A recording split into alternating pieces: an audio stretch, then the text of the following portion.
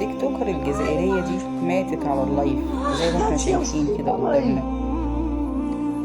أسأل الله العظيم رب العرش العظيم إنه يرحمها ويغفر لها ويسامحها ويتجاوز عنها وعن أخطائها.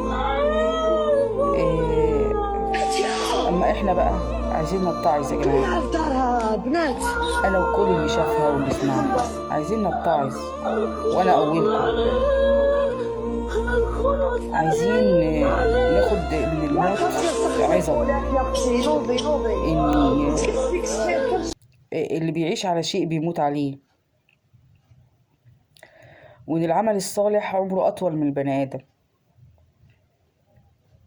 لازم نصلح من حالنا ونقرب من ربنا. أهي شابة في قمة ريعانها وريعان شبابها وفي قمة الحيوية والنشاط وكانت بتطلع تجري كده وتتنطط كده كانت في منتهى النشاط، وماتت فجأة وهي فاتحة لايف قدام الناس كلها.